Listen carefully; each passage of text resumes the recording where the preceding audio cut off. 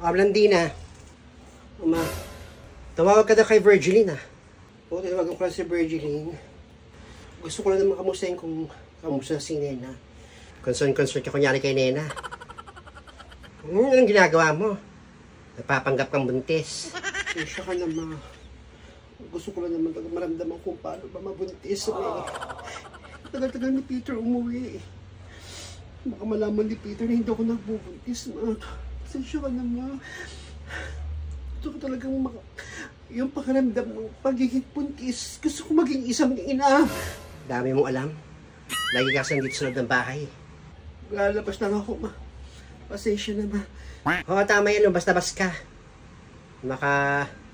Sagap pa ng sariwang hangin.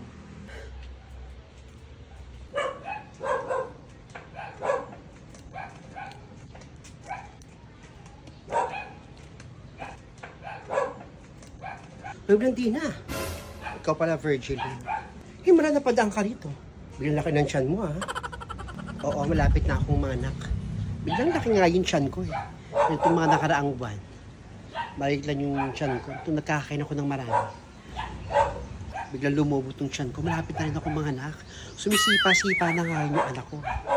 Nako, ganyan ako sa panganay ko. Una, maliit yung tiyan. Tapos nagkakain ako ng marami at malapit na ako mga anak. Biglang laki.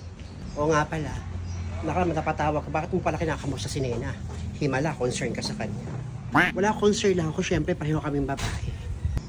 Ang ganun ba? Sige na, Virgiline. Gagawin pa ako. O, sige. Ingat ka. Ingatan mo yan, ha? Tiyan mo.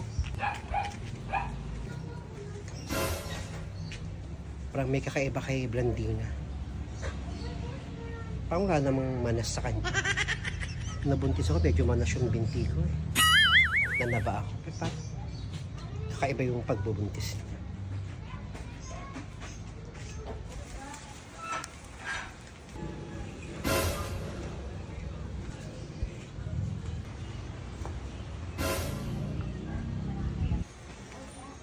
Blandina niya. Ito talaga. Nagaganap na namang kwento yan. Hindi mapakal sa lugar nila. Ito parang pupunta.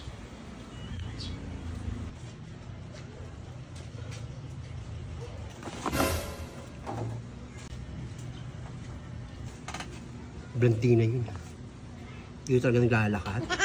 Labang kalye sa kanila. Labang highway or expressway. Pati siya dumaglakad-lakad. Dito pa siya.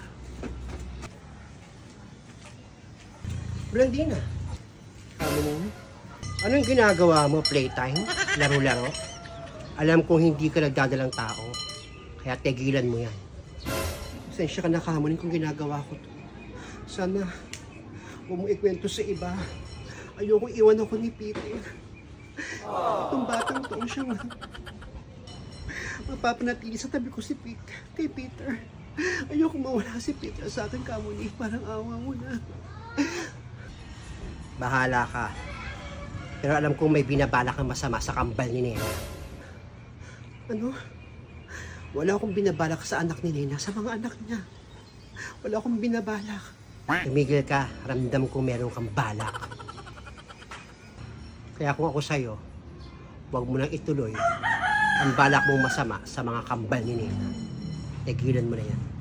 Hindi ko maintindihan siya sabi ninyo. Wala akong binabalak sa anak ni Nena. Sa kambal niya. Papahama ka sa ginagawa mo. Payo ko sa'yo, ha? Tumigil ka. Hayaan mo lang akong gawin itong mga bagay na ito.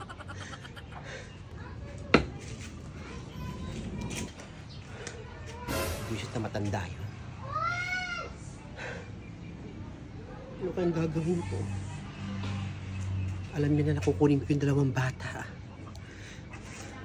Ayoko naman gumaya sa telenovela sa Channel 7 at sa Channel 2. Gusto ko ibang atake ko sa kwento.